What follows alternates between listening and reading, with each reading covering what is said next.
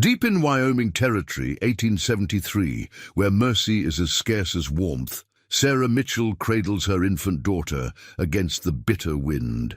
Her tears freeze before they fall as she wraps her baby in snow-crusted blankets, a desperate mother's last resort to numb the gnawing hunger. Miles away, James Cooper clutches his bleeding side, tracking through the endless white, his own past haunting each labored step. Neither knows that fate has set their paths to cross, or that survival will demand more than just enduring the cold. But when a wounded cowboy discovers a widow and her child half buried in snow, their story becomes one that will echo through generations. What happens when two broken souls find each other in the depths of winter's cruel embrace? Before we jump back in, tell us where you're tuning in from, and if this story touches you, make sure you're subscribed, because tomorrow I've saved something extra special for you. Sarah Mitchell's fingers trembled as they traced the seams of the empty flour sack, searching for any remaining dust of sustenance. The rough fabric, once heavy with promise, now hung limp and useless in her hands.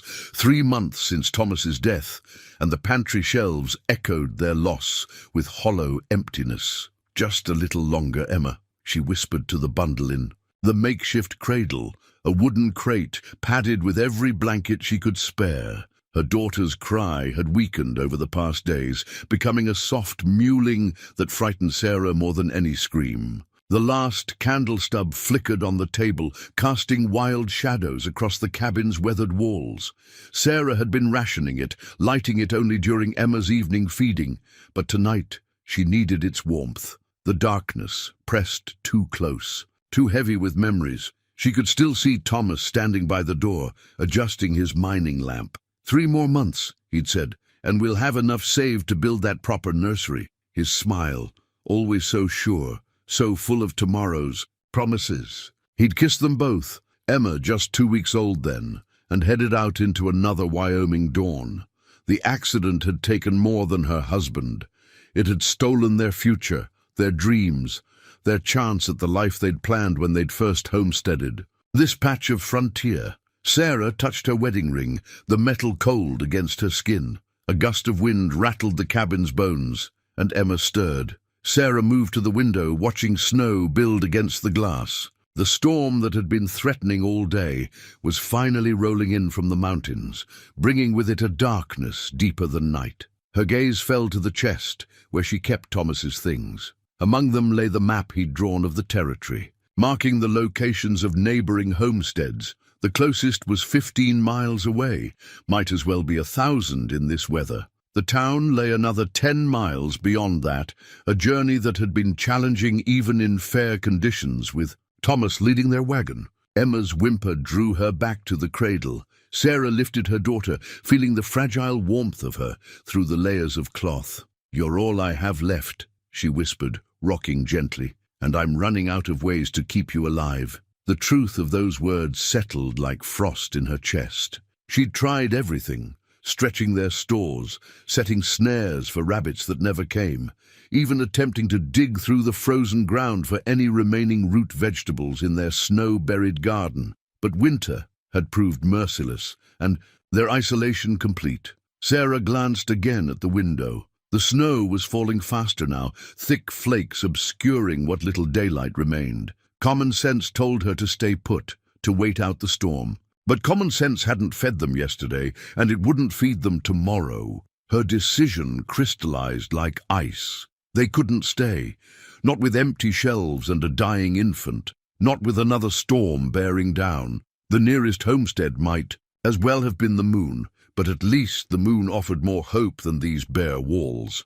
She laid Emma back in the cradle and began to move with purpose. Into Thomas's old pack went their remaining blanket, her Bible, and the few precious items she couldn't bear to leave behind. She donned every layer of clothing she owned, then wrapped Emma in the same fashion. The final task was the hardest. Sarah knew that warm babies survived cold better than crying ones. She'd learned that much from the native women who sometimes traded with the settlers. With trembling hands, she packed fresh snow between the layers of Emma's blankets, praying it would numb the hunger while preserving her daughter's precious life. "Lord," she whispered, touching the cross at her throat. "I know you didn't bring us this far to lose us now. Show us the way." As if in answer, the wind howled louder, and the last candle guttered out. James Cooper's fingers fumbled with his badge, the metal slick with blood and melting snow. The silver star, once a symbol of law in 4 territories,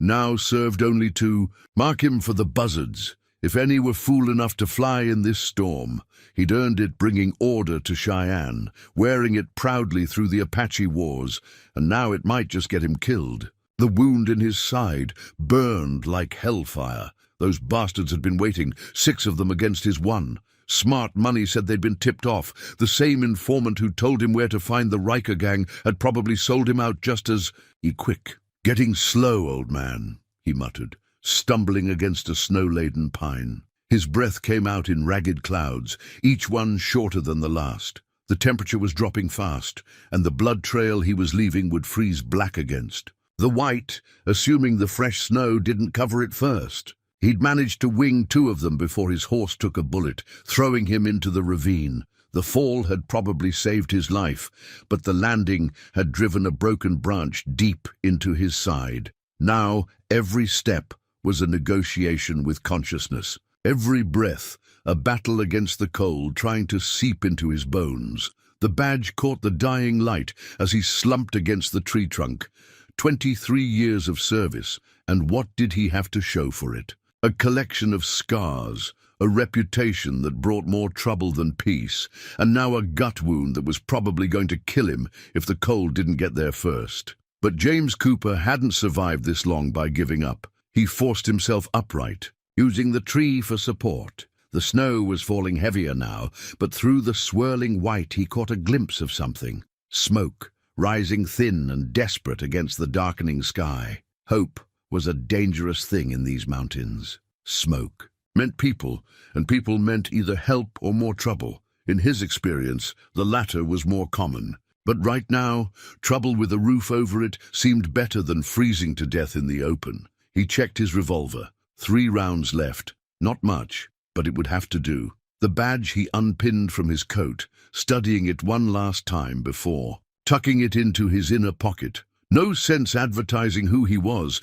until he knew what kind of welcome awaited him. The wound protested as he pushed away from the tree, sending fresh warmth spreading across his side. Bad sign, that warmth. He'd seen enough men die to know that feeling warm in a snowstorm usually meant you were already halfway to meeting your maker.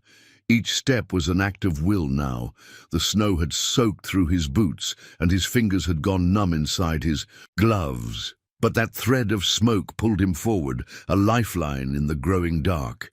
He tried to focus on it, to push away the memories of the ambush that kept trying to cloud his mind. They'd been so damn confident, the Riker boys, laughing, as they circled him, taking their time with their shots. "Ain't so high and mighty now, are you, Marshal?"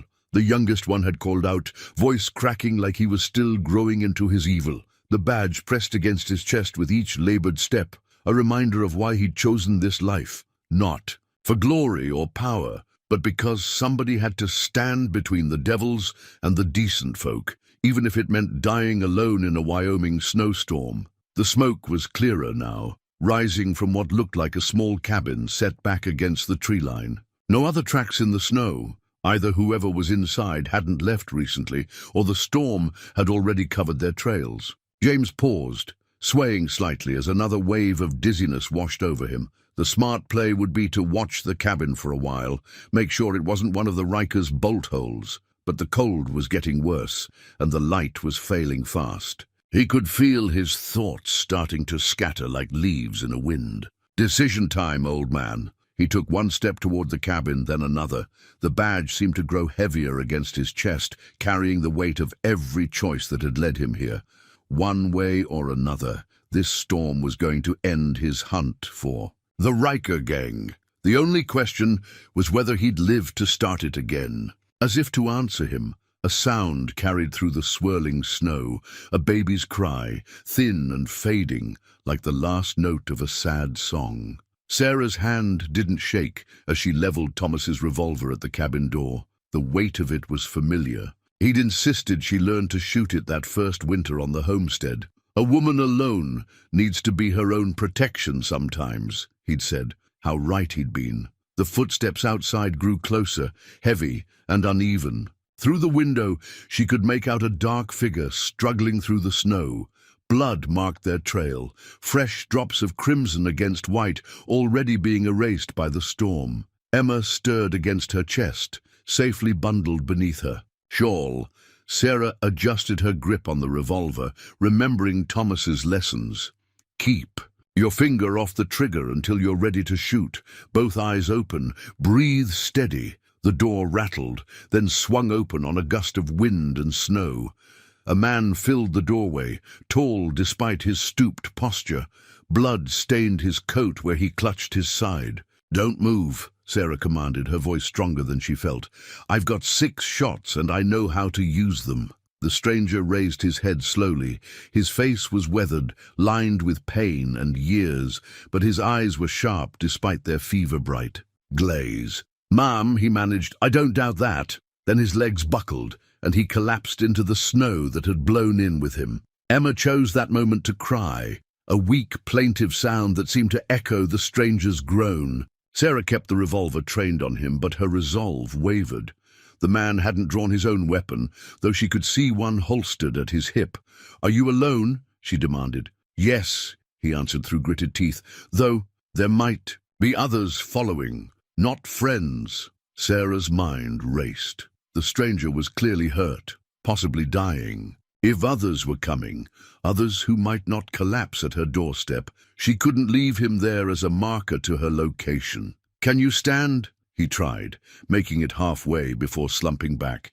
"Give me a minute." That minute might be more than they had. Sarah made her decision, though she kept the revolver ready. "I'm going to help you up. But if this is a trick—" "No trick," he breathed. "Just a fool who got himself shot." She approached cautiously, keeping Emma secure with one arm while extending the other. Up close, she could see how pale he was beneath his wind-burned skin. His clothes, though trail-worn, were of good quality. A lawman, maybe, or a merchant. Someone who'd lived soft enough to own fine things, but hard enough to wear them thin. Together they managed to get him to the chair by the dying fire. Blood smeared the wooden floor where he'd dragged himself. Sarah held the revolver in her lap as she checked his wound. "Bad?" he asked. "Bad enough." The gash in his side was deep, and the cold had done him no favors. "You need proper doctoring. Don't we all?" His gaze drifted to Emma,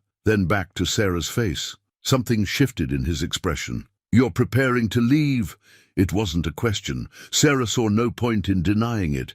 "The storm's getting worse. Yet you're still here." The baby needed rest. And now, she gestured to his wound. He closed his eyes briefly, pain etching deeper lines around them. "James Cooper," he said, "since we seem to be sharing misfortune." "Sarah Mitchell." She kept her hand near the revolver, but her finger had moved away from the trigger. "And this is Emma." James Cooper looked around the cabin, taking in the empty shelves, the packed bag by the door. Understanding dawned in his fever-bright eyes. "How long since you've eaten?" "Long enough." Sarah straightened, a challenge in her voice. "We manage." "No," he said softly. "You survive. There's a difference." The truth of those words hung in the air between them, heavy as the storm clouds outside. Sarah felt something shift inside. Not trust, not yet, but perhaps its distant cousin, hope. The abandoned mine shaft wasn't much, but its darkness offered more mercy than the storm outside. Sarah knelt beside James, her fingers working by touch as she pulled the small leather pouch from her pack. The herbs within had been her grandmother's legacy, knowledge passed down through generations of women who knew that frontier survival, often hung by the thinnest of threads. "This will hurt," she warned, crushing dried yarrow leaves between her fingers. The bitter scent filled the close air. James managed a weak laugh that ended in a grimace. "Can't hurt worse than getting ventilated." "By Riker's boys." Sarah's hands stilled. "Riker, the gang that's been terrorizing the territory." "The same." His voice was tight with pain. "Been tracking them 3 months, got careless. They were waiting." Emma whimpered from her nest of blankets, and Sarah moved to check her before returning to James's side. The wound in his side was angry, edges hot to the touch. You're a lawman then. Marshal, he hissed as she began cleaning the wound. Though at the moment I'm just another fool dying in the snow. You're not dying. Sarah worked the yarrow into a poultice, the way her grandmother had taught her. Not while I have anything to say about it. The mine shaft was cold, but at least it blocked the wind. Their single lantern cast strange shadows on the rough-hewn walls, making the space feel both smaller and larger than it was. Sarah had found it years ago, during happier times exploring with Thomas. She'd never imagined she'd return here like this. Your husband teach you medicine? James asked, clearly trying to distract himself from her ministrations. My grandmother. She learned from the Cheyenne women. Sarah began wrapping the poultice. In place. Said any woman who came west better know more than just cooking and sewing. Smart woman. She was. Sarah tied off the bandage. She also said, fever dreams speak truth, that daylight won't tell. You've been muttering about someone named Mary. James went still under her hands. When he spoke, his voice carried the weight of old grief. My wife lost her and our son to cholera 10 years ago now. I'm sorry. The words felt inadequate, but they were all she had to offer. Life out here takes more than it gives sometimes. His eyes found Emma in the lantern light, but sometimes it gives back too. Sarah checked his forehead. The fever was rising, but not as quickly as she'd feared. From her medicine pouch, she pulled the last of her willow bark. It would help, with both the fever and the pain, though she'd been saving it for Emma. Drink this, she ordered, steeping the bark in hot water from her canteen. All of it, he complied without argument, which worried her more than his fever. A man like James Cooper didn't strike her as someone who took orders easily. The storm howled outside their shelter, a reminder of the wilderness waiting to reclaim them.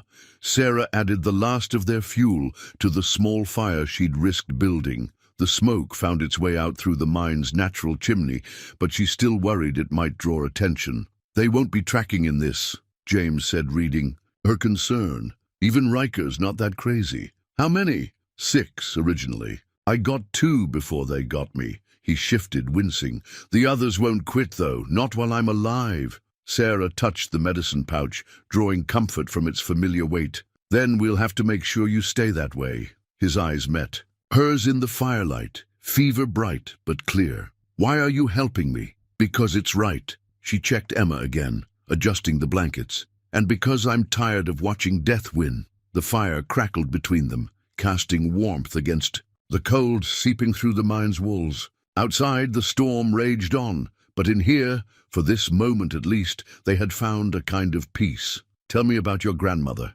James said softly, the one who taught you about herbs. So Sarah did, letting the stories flow like medicine, healing more than just his wounds. As the long night settled around them, dawn crept into the mine shaft like a thief, stealing away the shadows that had hidden them through the night. Sarah woke to find James already alert, though he hadn't moved from his position. His color was better, the fever having broken sometime in the dark hours. Your medicine worked, he said quietly, mindful of Emma still sleeping. Though I'm not. Sure, I deserved the dreams it brought. Sarah checked his bandages, pleased to find the angry red around the wound had faded. As she worked, James reached into his coat, withdrawing a folded bundle of papers. You need to see these, he said, spreading wanted posters across the ground between them. Need to understand what kind of men might be coming. The sketches were crude but effective, 4 faces marked by cruelty and greed. The numbers beneath. Their portraits made Sarah's breath catch. $5,000 each, dead or alive. The Riker brothers, James explained. Oldest to youngest, Matthew, Luke, John, and Mark. Their father was a preacher before the war, had a twisted sense of humor, naming them that way. Sarah studied the faces. You said there were 6 men who ambushed you. 2 hired guns. Local. Muscle. His jaw tightened. They're dead now. The way he said it left no room for doubt. Sarah looked at the posters again, reading the lists of crimes beneath each face. Murder, robbery, arson, a litany of destruction across 3 territories. They're animals, James continued, but smart ones. Been running a protection racket across Wyoming. burning out homesteaders who won't pay, then buying up the land cheap through frontmen. Understanding dawned cold in Sarah's chest. The mining company that's been consolidating claims, that's them. James nodded. Your husband's accident, was it ever properly investigated? There was no investigation. Sarah's voice was barely a whisper. They said the support beams were rotted, that he should have checked them better. Of course they did. James's hand found hers, rough calluses against her work-hardened palm. I've been building a case for months, following their paper trail, tracking their movements. Finally got close enough to make them nervous. Emma stirred, making the small snuffling sounds that preceded waking. Sarah gathered her daughter close, breathing in her warm, sweet scent. They won't stop, James said. Not now. If they find us. He left, the thought unfinished. Sarah touched one of the posters, tracing the cruel lines of Matthew Riker's face.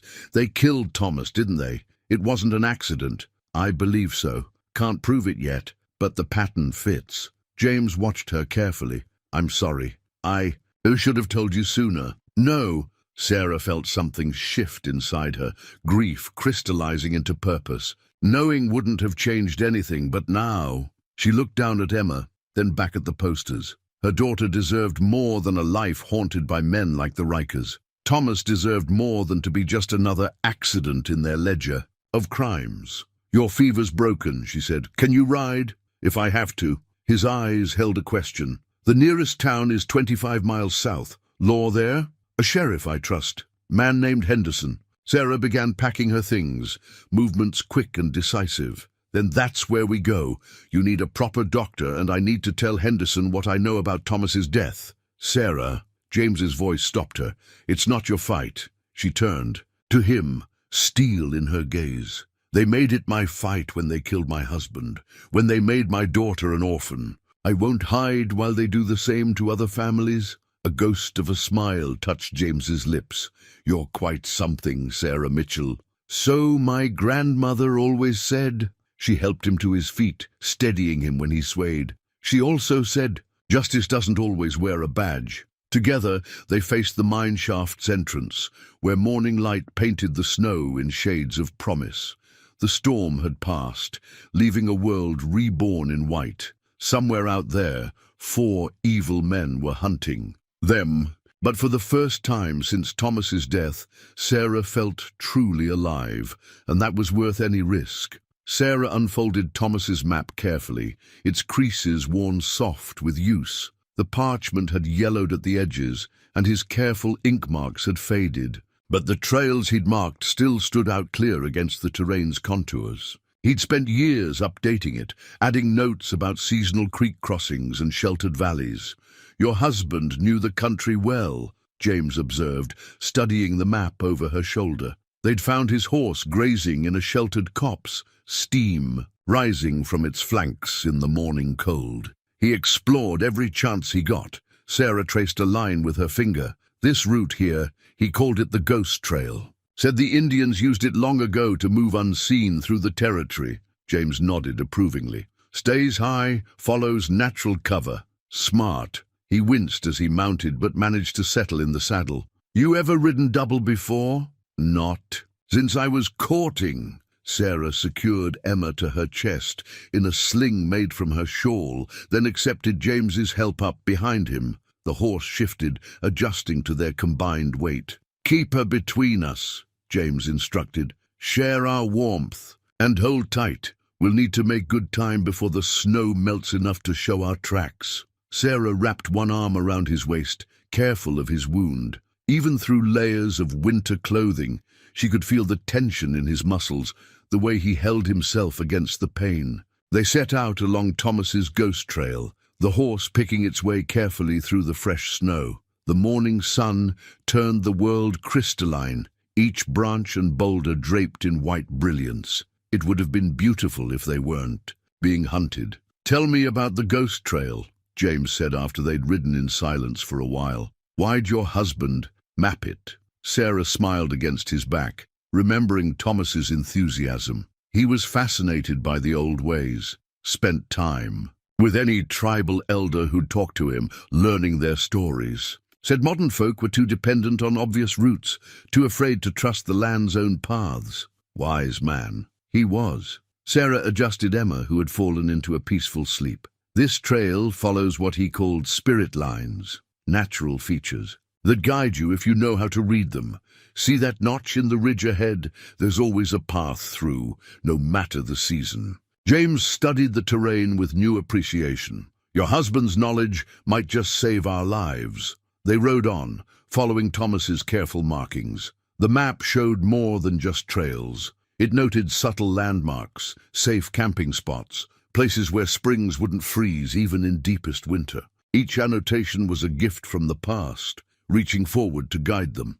There, Sarah pointed to a stand of pines. Thomas marked that grove, said it blocks wind from 3 directions and has good sight lines. James reined in, considering.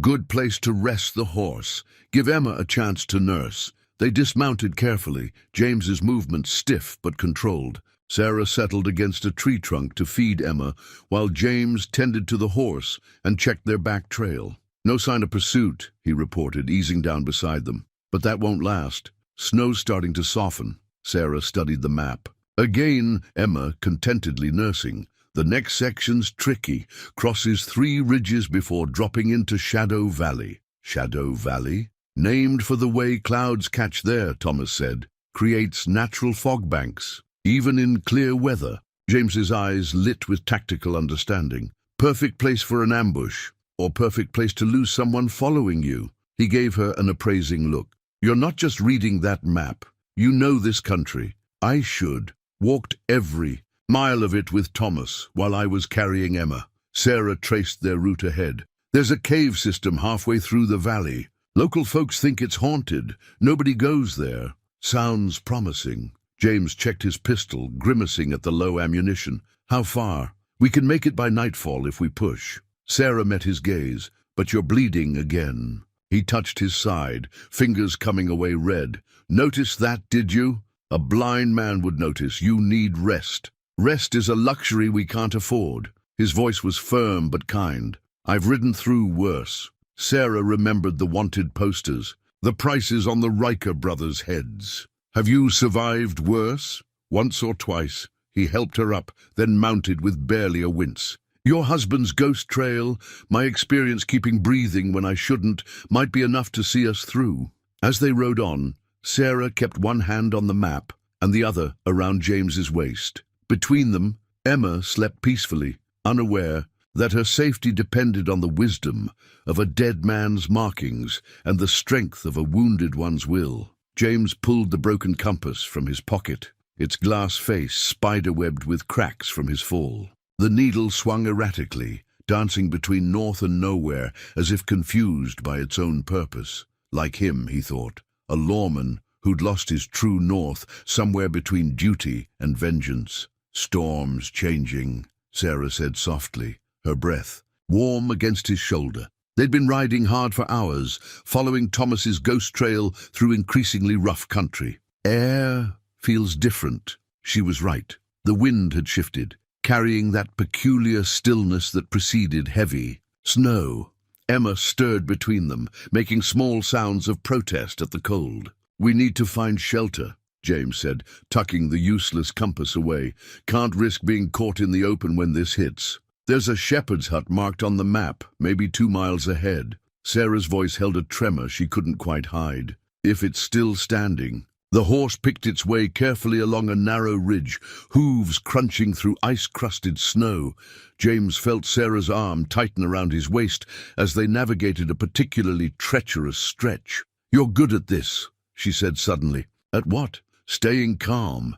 Even with fever and blood loss, you haven't wavered once. James smiled grimly. Practice. Fear's like any other enemy. Show it weakness, and it'll destroy you. A branch cracked somewhere behind them, sharp as a gunshot. In the winter silence, both tensed, listening. The sound could have been natural, ice and cold, doing their work on the forest. But James had survived this long by not believing in coincidences. Keep your voice low, he murmured. But tell me about this hut. Every detail you remember Thomas sharing. Sarah's words came careful and measured, belying her fear, built into a rock face, partially underground. One entrance, but Thomas found a crack in the back wall that vents smoke without showing outside. Defensive position. Small window beside the door. Logs thick enough to stop. Bullets, she paused. He used it once, waiting out bandits who'd been following him from a supply run. James absorbed this, adjusting their route slightly to keep to deeper cover.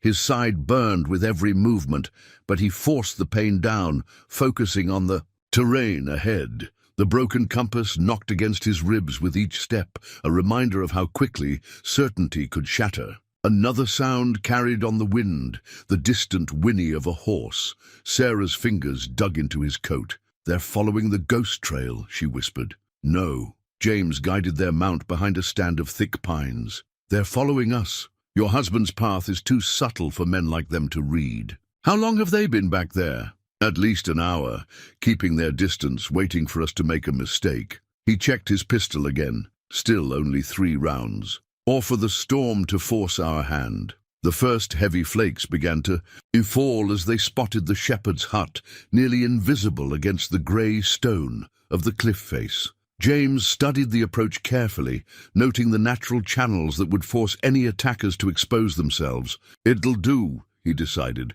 "but we'll need to be clever about this." Sarah slid down first, taking Emma to the relative shelter of a boulder while James dismounted. His wound protested sharply, and he had to catch himself against the saddle. "You're bleeding again," Sarah observed, her free hand reaching toward his side. Later. James unsaddled the horse, removing anything that might identify it as his mount. "When we're inside, I'll need you to help me set up a few surprises for our friends." "What kind of surprises?" He met her eyes, saw the same steel there, that had faced him down with a revolver the day before. The kind that'll make them think twice about following a ghost trail in a snowstorm. The broken compass weighed in his pocket as they made their way to the hut's entrance. Its confused needle didn't matter anymore. He had Sarah's sure knowledge of the land and Thomas's careful markings to guide them. Sometimes, he reflected, a man had to learn to navigate by different stars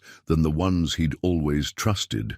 In the dim light of the shepherd's hut, Sarah drew her mother's Bible from her pack. The leather cover was cracked and worn, its pages wavy from years of frontier damp, but the words inside remained clear as truth. She'd been saving the candle stub, but now seemed the time for light. James worked quietly by the small window, setting up what he called discouragements, clever arrangements of wire and metal that would make approaching the hut in darkness a painful proposition. His movements were practiced, but growing slower, his wound taking its toll. "Your trap work is neat," Sarah observed, Emma sleeping soundly in a nest of blankets beside her. "Not what I'd expect from a lawman. Learned from the other side." He tied off a final knot. "Best way to catch clever men is to think like them." The storm was building outside, wind keening through the rock face behind them. Sarah opened the Bible, its familiar pages falling to Psalms. "My mother read this during storms," she said softly. "Said it reminded her that even the worst tempest passes." James settled beside the small fire they dared to build, checking his pistol one more time. "What did your husband believe about storms and such?" "Thomas?" Sarah smiled at the memory. "He said God spoke in weather, that storms were just heaven's way of rearranging the earth to suit its purposes." "And what do you believe?" Sarah considered the question, running her fingers over the Bible's worn pages. "I believe God helps those who help themselves, and right now he's helping by providing a storm to cover our tracks." A ghost of a smile touched James's lips. "Practical faith. I like that." The wind rose higher, and Emma stirred restlessly. Sarah read aloud, her voice barely above a whisper. "Yea, though I walk through the valley of the shadow of death, I will fear no evil, for thou art with me." James finished unexpectedly. At her look, he shrugged. "My Mary used to read that one too." Sarah studied him in the candlelight. "Tell me about her." For a moment she thought he wouldn't answer. Then, "She was like you, strong, but gentle with it. Could shoot straight and so straight, and saw no contradiction in that." He touched his side, wincing. "Would have known better than my rough doctoring. The wound's worse, had better days. He tried to make light of it, but Sarah could see the pain in his eyes. She set the Bible aside and moved to check his bandages. The skin around the wound was hot, angry. We need to clean it again, and you need to rest. Rest comes after we lose our shadows. But he didn't resist as she helped him lie back on their shared blankets. Sarah retrieved her grandmother's medicine pouch, but her herbs were running low.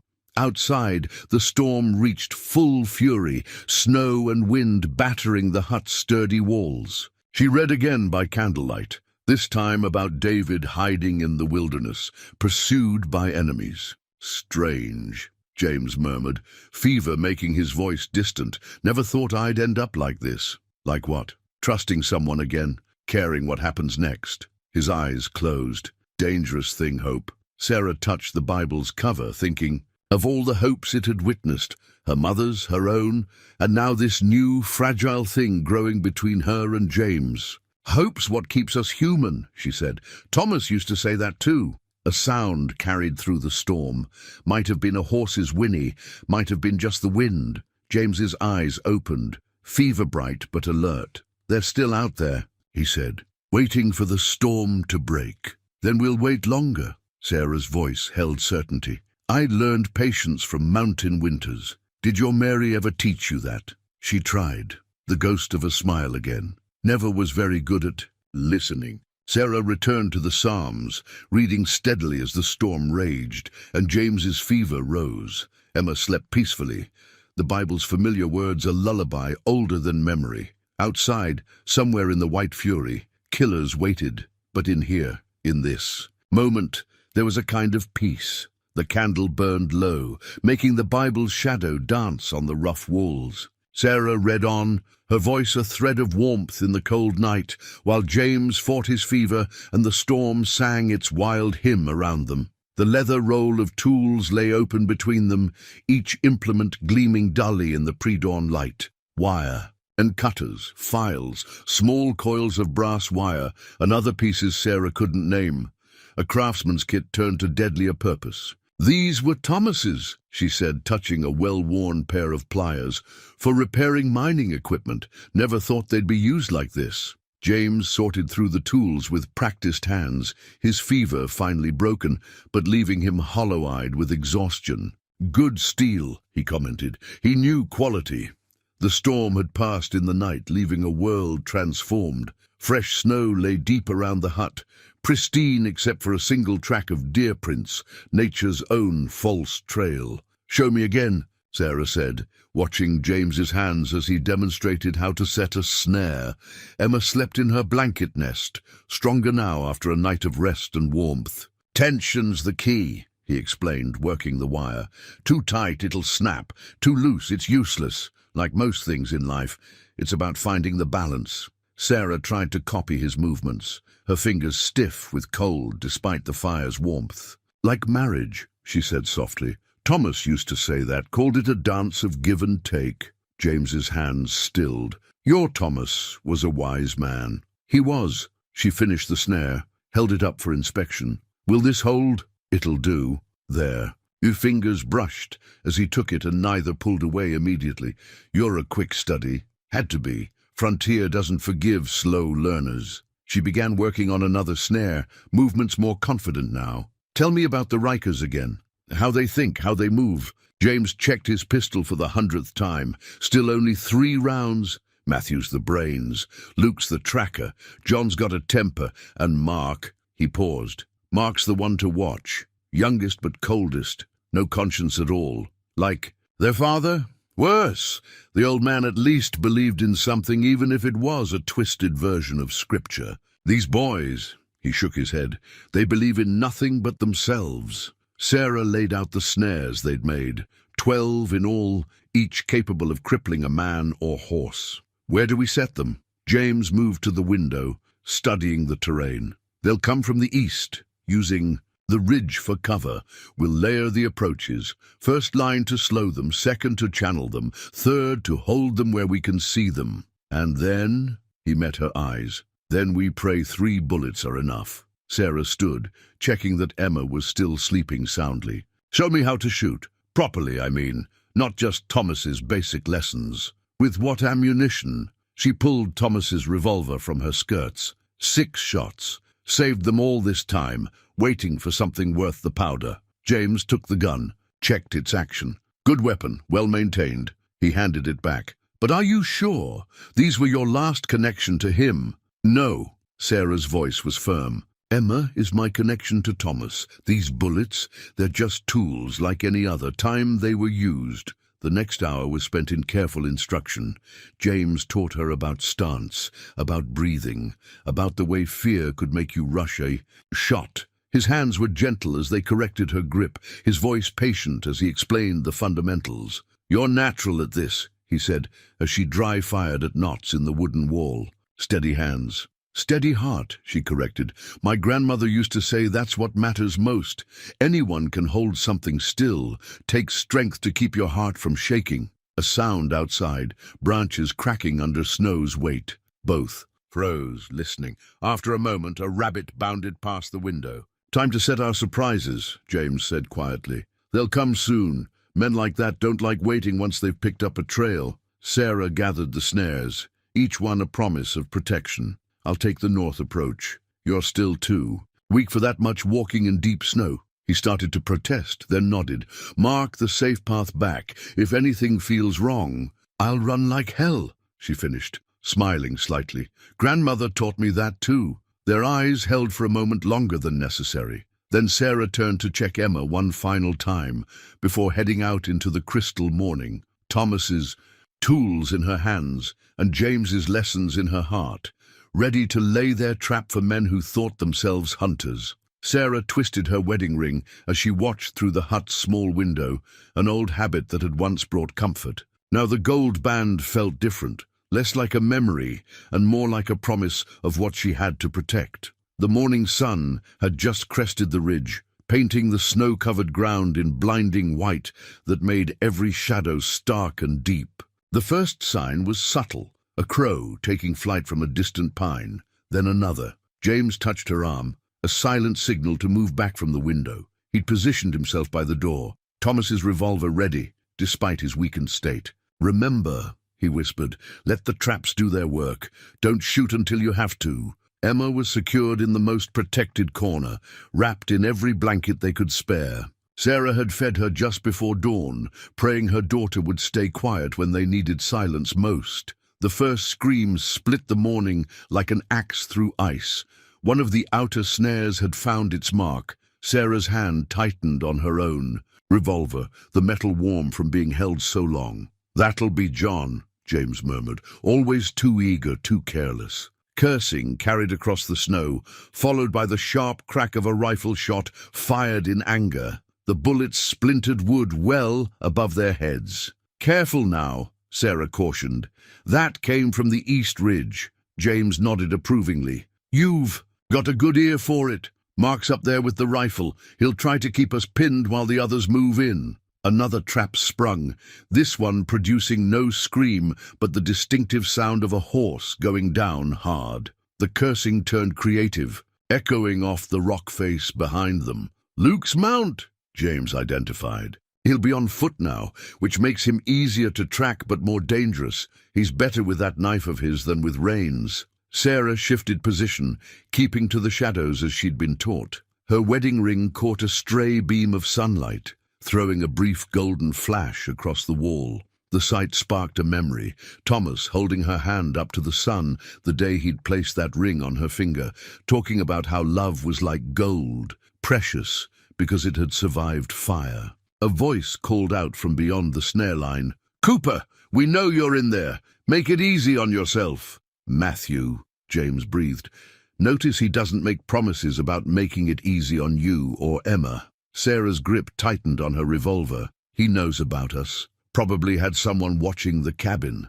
They know everything, which means they can't let any of us walk away. As if to emphasize his point, another shot cracked across the clearing. This one punched through the window, sending splinters of glass and wood across the floor. Emma stirred but didn't cry out, as if sensing the desperate need for silence. Marshal, Matthew called again, you've got one chance here. Send out the woman and kid and maybe we can talk terms. James's face hardened. No terms with devils, he muttered, then raised his voice, kind of like the terms you offered Thomas Mitchell. A pause, then laughter, cold and empty as the winter wind. The minor? That was business, Marshal. This here's personal. Sarah felt something shift inside her at those words. Her wedding ring, which had always pointed toward the past, suddenly felt like a weight pulling her into the present, into action. She moved to the window's other side, careful to stay low. "James," she whispered, "the back trap line, if they found the safe path through the front." He caught her meaning instantly. "They'll try to flank us, you're right." His eyes met hers. "But if we spring those traps too soon, we lose our fallback route," she finished. "So we don't spring them, we use them." A slow smile crossed his face, the first real one she'd seen from him.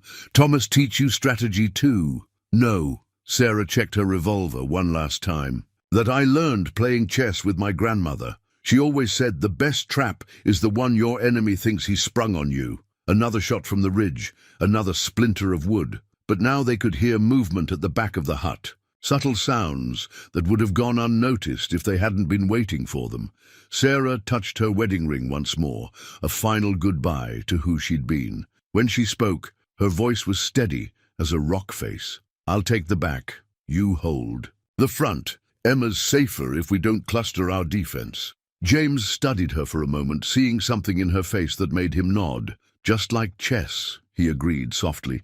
"The queen protects her king." "No," Sarah corrected, moving into position. "The mother protects her child. Everything else is just tactics." Emma's first tooth arrived like dawn, after the longest night, unexpected, yet somehow perfectly timed. Sarah discovered it while feeding her daughter in the calm after the fight. The tiny pearl of white, a startling reminder that life persisted even in the midst of violence. "Look," she whispered, calling James over from where he was rebinding. "His wound. She's growing." He touched Emma's cheek gently with one rough finger, earning a gummy smile that now held a glint of ivory. "Strong girl," he said softly, "like her mother." The shepherd's hut bore the scars of the morning's battle, splintered wood, spent cartridges and darker stains in the snow outside. But they'd held. 2 of the Riker gang had fallen to their traps, a third to Sarah's steady aim when he'd tried the back approach. The others had withdrawn, but both Sarah and James knew it was only temporary. "How bad?" Sarah asked, nodding toward James's side as she settled Emma. "Had worse, but his face was drawn with pain. Your grandmother's herbs helping some." Sarah laid Emma in her blanket nest and moved to check his bandages. The wound was angry but clean, no infection this time. Her hands were steady as she worked, though her mind kept returning to the moment she'd had to fire, to the sound a bullet makes when it finds its mark. "First killing's the hardest," James said, reading her thoughts. "Shouldn't ever get easier. Not for decent folk." "It wasn't hard," Sarah admitted, surprising herself with the truth of it. "Not when I thought about Thomas, about Emma, about what they'd do to us if we failed." James caught her hand as she finished with the bandage. "You did what you had to, what any mother would do." "Did I?" She looked at Emma, peaceful with her. New tooth. "Sometimes I wonder what Thomas would think of all this, of me. Man loved you enough to teach you to shoot, to show you how to survive." James's voice was gentle but firm. "Think he knew exactly what you were capable of." Outside, the day was wearing toward evening. They'd need to move soon. The shepherd's hut was compromised, and the Rikers would return with reinforcements. But for now, there was this moment of quiet, of Emma's milestone, marking time's passage as surely as any clock. "She's changing. So fast," Sarah mused, watching her daughter sleep. "Sometimes I forget she never knew Thomas, that all her firsts will be without him. Not without love, though." James moved carefully to check their supplies. "Not without protection." Sarah touched her wedding ring, then Emma's new tooth. "No, not without those." They began packing as the light faded, gathering what they could carry. James insisted she take the remaining ammunition for Thomas's revolver. He'd used 2 of his 3 rounds in the fight, saving the last for special occasions, as he put it. "We'll head north," he said, studying Thomas's map. "There's a ranger station marked here. 2 days' hard ride, if we're lucky. And if we're not lucky, he met her eyes, then we make our own luck. Seems to be something you're good at. Sarah smiled, remembering the look on Luke Riker's face when he'd discovered her waiting behind the hut. Grandmother always said luck was just preparation, meeting opportunity. Wise woman, your grandmother. She'd have liked you. Sarah wrapped Emma carefully, preparing for the cold journey ahead. Said, I needed someone who could match me steel for steel. The words hung in the air between them, unplanned but not unwelcome. James checked his pistol, buying time before responding. Your grandmother say anything about broken-down marshals with more scars than sense? She said good men come marked by life. Sarah touched his bandaged side lightly. Shows they've lived enough to learn what matters. Emma stirred, her new tooth catching the last light through the window. Sarah lifted her daughter, this tiny being who kept growing, kept changing, kept pushing life forward, despite all attempts to freeze it in place. Ready? James asked, holding the door. Sarah nodded, keeping Emma close. Ready? And James, thank you for helping us make new firsts. His smile was brief but real. Thank you for making me want to see them. The silver cross caught moonlight as they rode, its chain wound tight around Sarah's wrist. Her mother had worn it through the cholera epidemic of 55, through the loss of 3 children, through every storm life had thrown at her. Now it guided another generation through darkness. Snow's starting to fall again, James murmured from behind her. They'd switched positions, Sarah leading now, her knowledge of Thomas's trails proving more valuable than James's strength as his wound took its toll. Emma slept against her chest, warm despite the bitter cold. Good, Sarah answered. Cover our tracks. They'd been riding for 6 hours, following the hidden paths marked on Thomas's map. The horse was tired, struggling under their combined weight through deep snow, but they couldn't stop, not with the Rikers regrouping behind them. The cross swung as their mount navigated a steep descent. Sarah's mother had always said it was Spanish silver, blessed by missionaries before the revolution. Silver remembers, she'd told Sarah, carries the prayers of everyone who's held it. James's breath was warm against her neck as he leaned forward. Movement on the ridge. Sarah saw it too, shadows flowing like water through trees. Could be deer, could be worse. They're paralleling us, James said softly, waiting for a clear shot. Then we don't give them one. Sarah guided, their horse deeper into a ravine where thick pines created a natural ceiling of snow-laden branches. The cross pressed against her pulse point, steady as a heartbeat. Your mother's? James asked, noticing how she touched it. She gave it to me the day I married Thomas. Said every woman needs something old to carry forward. Sarah smiled at the memory. She'd have given me her wedding ring, but she was buried with it, Papa's request. Tell me about her. Sarah knew what he was doing, keeping her talking, keeping her mind sharp despite exhaustion. She was grateful for it. Rebecca Mitchell came west with nothing but faith and grit, lost 3 babies before me, but never lost hope. The cross swung again as they navigated around a fallen tree. Taught me everything about healing, about surviving. Said a woman's strength isn't in what she can take, but in what she can give and still keep standing.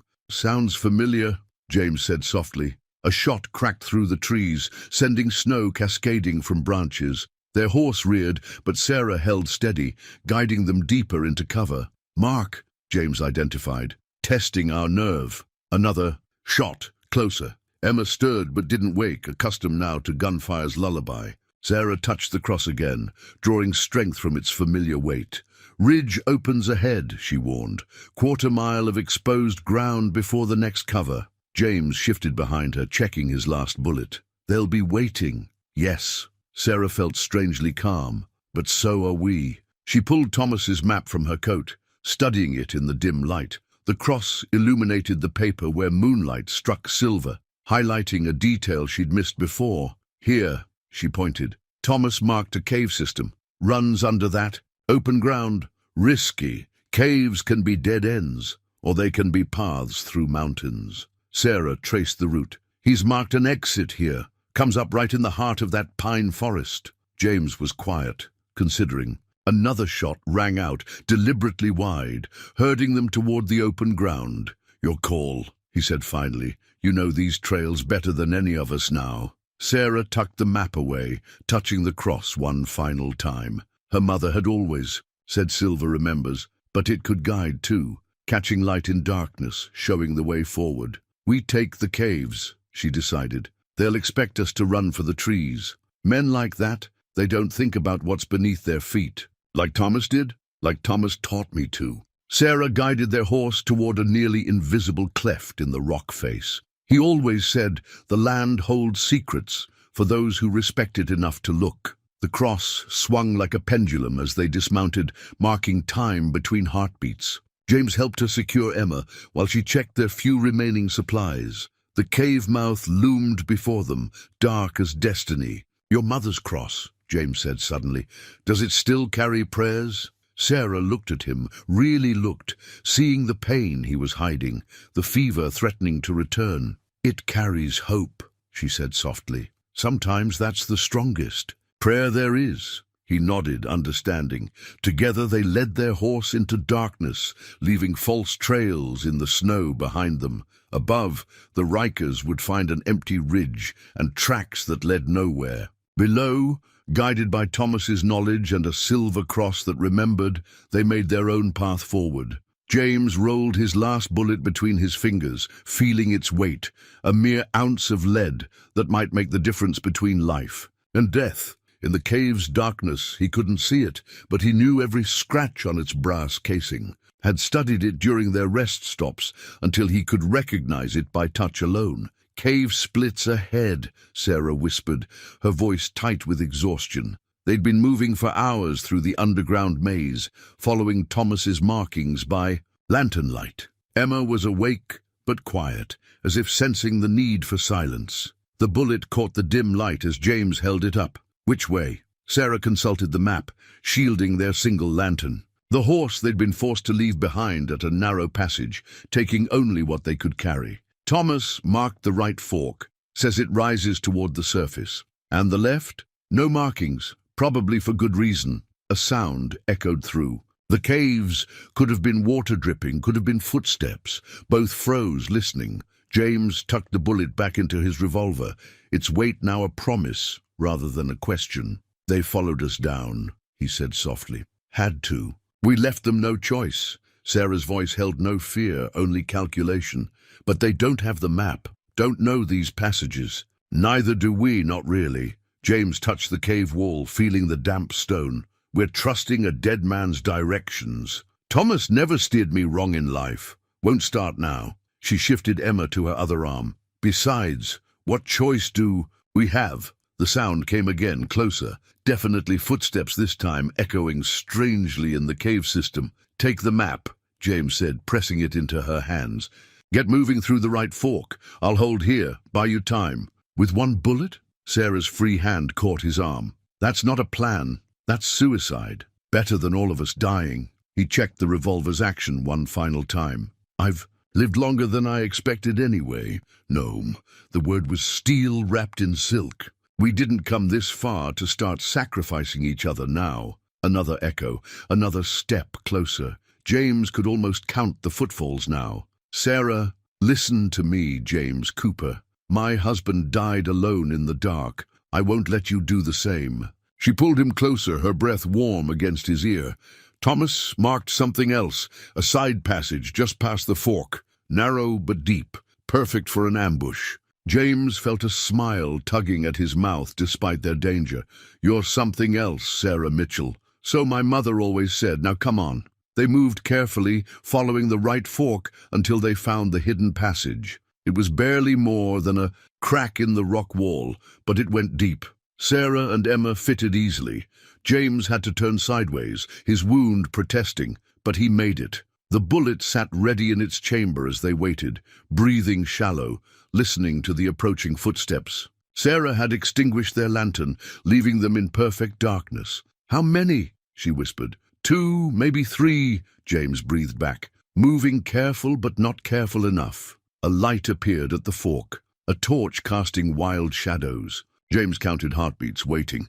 One set of footsteps past their hiding place. Then another. That's Luke, Sarah identified. Knows how to track, even down here. "Mark'll be with him," James agreed. "He never lets his brother hunt alone." The torchlight swung closer. James raised his revolver, the bullet ready. One shot. Had to make it count. Sarah's hand found his in the darkness, squeezed once. Her meaning was clear. Wait. The Riker brothers moved past their position, following the right fork. Their torchlight began to fade as they moved deeper into the cave system. "Now what?" James whispered. "Now we double back. Take the left fork." Sarah's voice held quiet triumph. "While they follow Thomas's false trail to a dead end." James almost laughed. "Your husband was a clever man." "He was. Said the best trap is the one your enemy walks into willingly." They moved carefully back to the fork, then down the left passage. Behind them, they could hear the Riker's footsteps fading.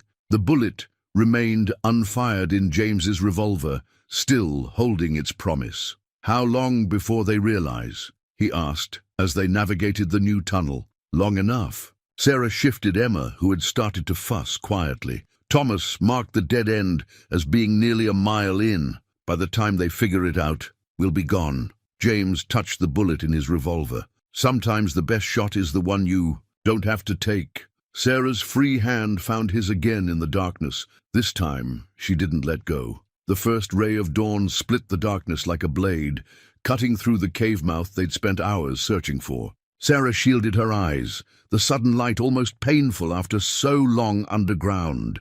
Beside her, James drew a sharp breath. Whether from the brightness or his wound, she couldn't tell. "Look, Emma," she whispered to her daughter, who was wide, awake and restless. "That's morning coming to find us."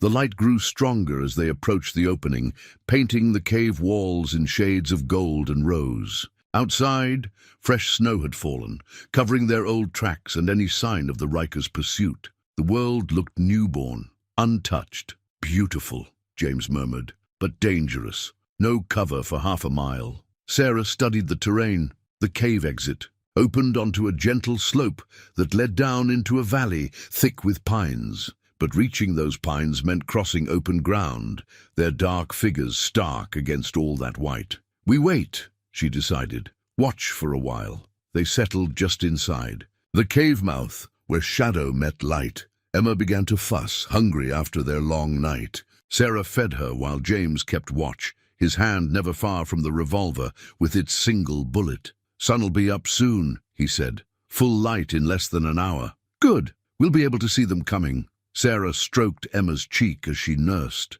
"If they figured out our trick yet." "They did," James's voice was certain. "Men like that, they don't take kindly to being fooled. Makes them angry, makes them careless." The light strengthened, revealing more of the valley below. Fresh deer tracks crossed the snow, a good sign. If deer felt safe enough to move, perhaps their hunters were still far behind. "Tell me about after," Sarah said suddenly. "After?" "After we reach the ranger station, after the Rikers." She met his eyes. "What comes next?" James was quiet for a long moment, watching the light. "Paint the world in new colors." "Never been much good at after," he admitted. "Always been about the next job, the next chase." "And now?" He looked at her then, really looked, seeing how the dawn light caught in her hair, how naturally she held both Emma and Thomas's revolver. "Now I'm thinking maybe there's more to life than hunting bad men." Emma finished nursing and Sarah adjusted her clothes.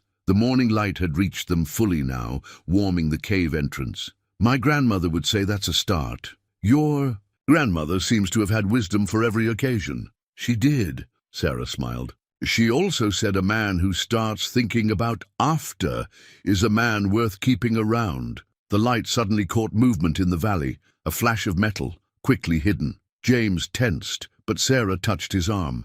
"Look again," she whispered. "That's a ranger's badge." Two mounted figures emerged from the tree line, moving with the careful precision of men who knew their business. Their badges glinted in the strengthening dawn. "Henderson," James breathed. "Must have got my message from the last town. Friends of yours, better, men who believe in the law more than money." He stood carefully, mindful of his wound. "Stay here. Let me make sure." Sarah watched as James stepped into the full light, keeping his hands visible. The rangers spotted him immediately, hands moving to weapons before recognition set in. The older one, Henderson, she assumed, raised an arm in greeting. "That's our escort to safety," James said, turning back to her. The dawn light caught his face, softening the hard lines of worry and pain. "Ready to ride?" Sarah stood, gathering Emma close. The light touched her daughter's face, making her smile. Such a simple thing, sunlight.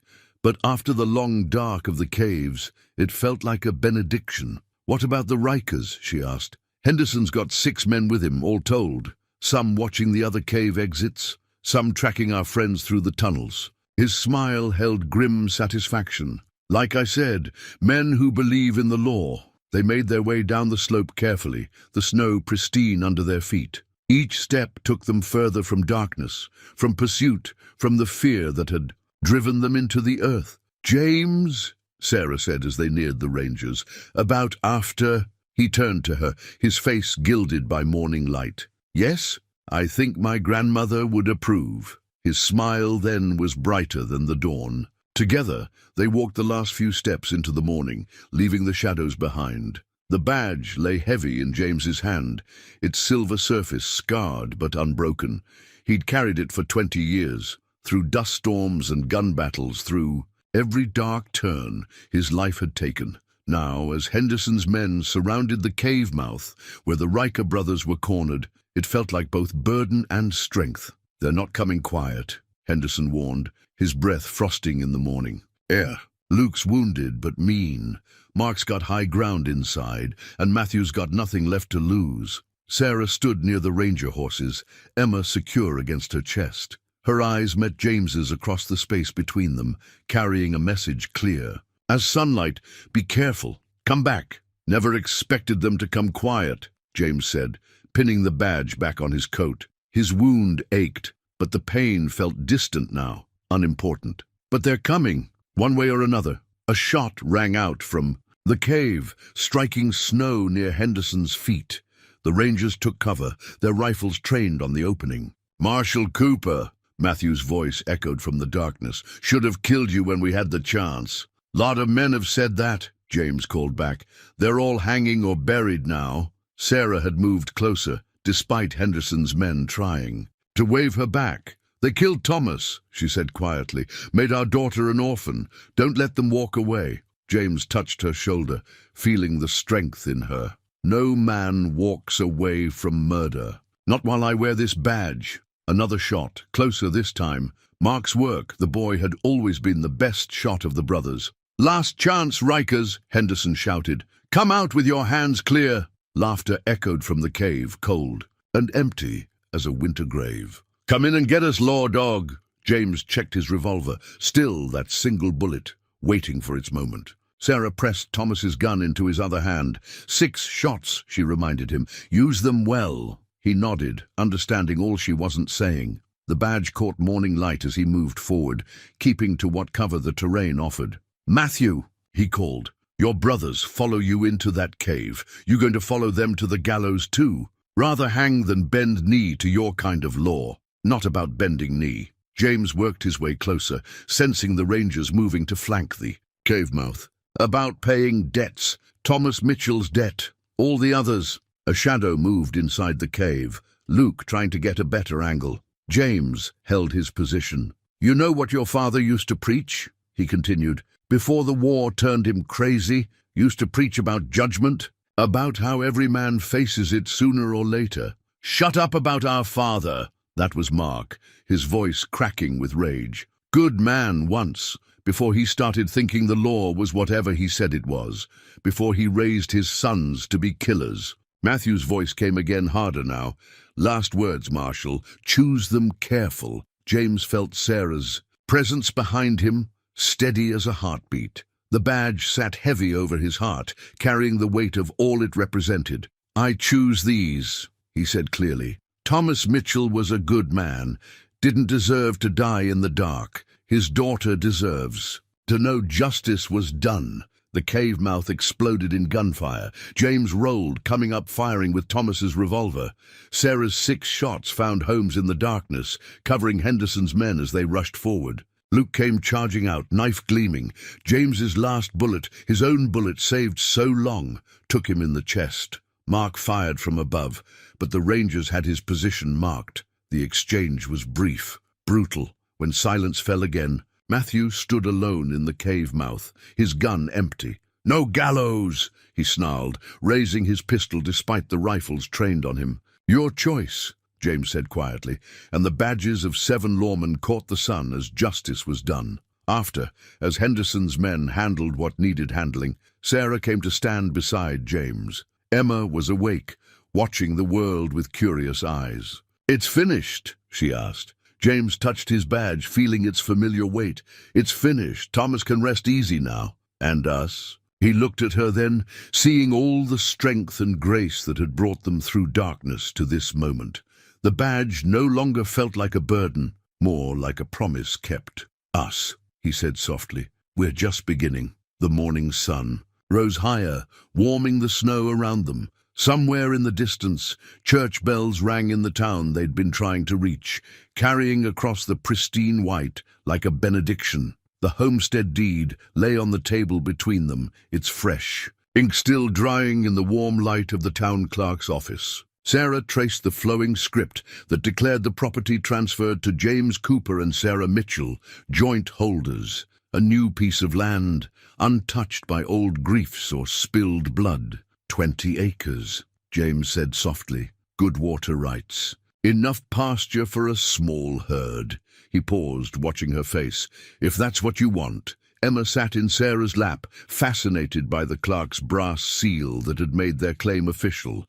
2 weeks had passed since the confrontation in the caves, weeks spent healing, planning, and carefully not speaking of goodbyes. "The old place," Sarah began, then stopped, gathering her thoughts. "Thomas loved it, put everything he had into making it work. We don't have to decide today." James's hand covered hers on the deed. "Property's not going anywhere." But Sarah shook her head, certainty settling over her like a familiar shawl. "No." Thomas believed in building things, in making tomorrow better than yesterday. She met James's eyes. "This feels right." The clerk returned with their copies, each bearing the territorial seal. "Congratulations," he said, nodding to them both.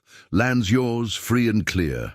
Outside, spring was creeping into the mountain town. Snow still capped the distant peaks, but here in the valley, green things were pushing through the frost. New life, new beginnings. "What happens now?" Sarah asked as they walked toward the boarding house where they'd been staying. James adjusted his gun belt, a new one, the marshal's badge still catching light on his chest. "Henderson offered me a permanent post here. Town needs a lawman who knows the territory, and the territory needs a lawman who knows its people." Sarah shifted Emma to her other hip. "My grandmother would say that's no coincidence." They stopped at the general store, where Sarah had ordered supplies for their new home. The shopkeeper's wife fussed over Emma while they loaded their wagon, clearly pleased to have a baby to spoil. "Letter came for you," the shopkeeper said, handing James an envelope. "From back east."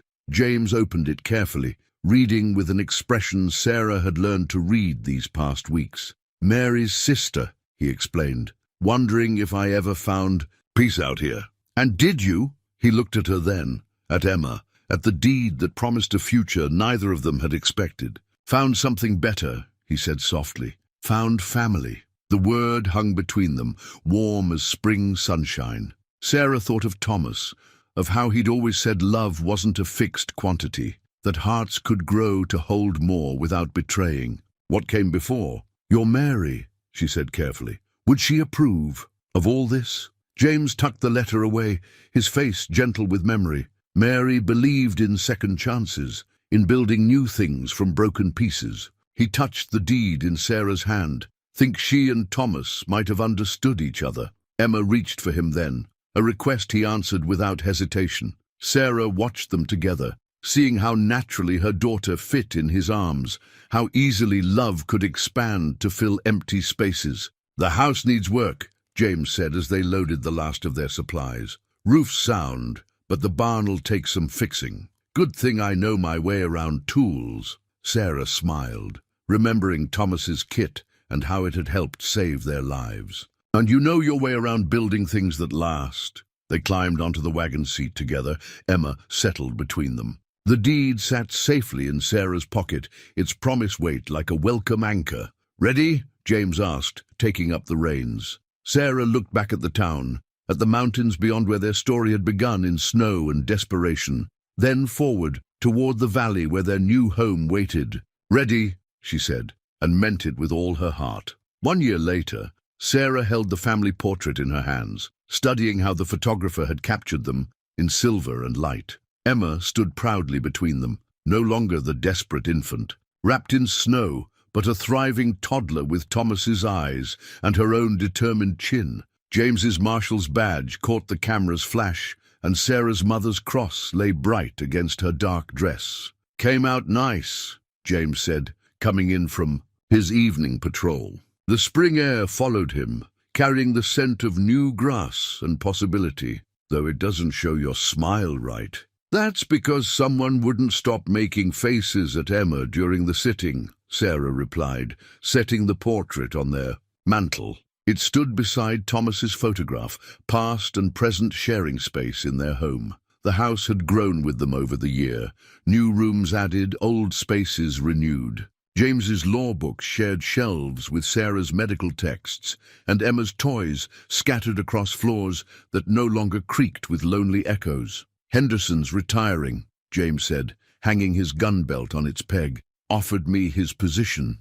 Sarah turned from arranging the portrait. "Sheriff says the territory's changing, needs law that understands both justice and mercy." He smiled. "Told him I'd have to discuss it with my family." The word still warmed her, even after all these months. Family? Not just her and Emma anymore, but a whole tapestry of love woven from threads of loss and hope. "What does your heart say?" she asked, the way her grandmother had always taught her. James crossed to the mantel, studying the two photographs. "Says I've spent enough years chasing. Time to build something lasting." He touched the portrait's frame. "Already started, truth be told." Emma's laugh carried from the kitchen, where she was helping their housekeeper with dinner. Such a simple sound, but one that had seemed impossible during that desperate winter. "Thomas would approve," Sarah said softly, "of all of it. The house, the changes, us. Think so?" He believed in life going on, in love, growing new branches. She touched her belly, where their second child was just beginning to show. In families finding their way home. James's hand covered hers, warm and sure. Outside, the sun was setting over their 20 acres, painting the spring grass in shades of gold. Their barn stood solid against the sky, its new timber weathering to match the old. "Speaking of family," James said, "got a letter from Mary's sister again. Says she'd like to visit, meet Emma, see the life we've built." "She's welcome," Sarah answered without hesitation. "All our ghosts are." The portrait caught the last sunlight, making their captured images glow. A marshal with healing scars, a widow who'd found strength in loss, and a child who'd survived the snow to bloom in warmth. Not the family any of them had expected, but precious for all that. "Year ago," James mused, "I was bleeding in a snowstorm. Sure I'd die alone, and I was wrapping my baby in snow, praying for a miracle." He drew her close, their child growing between them. "Got more than we prayed for, I'd say." Emma burst in then, flower on her face and joy in her voice. "Papa, Mama, come see what I made." They followed their daughter to the kitchen, leaving the portrait to stand guard over their memories.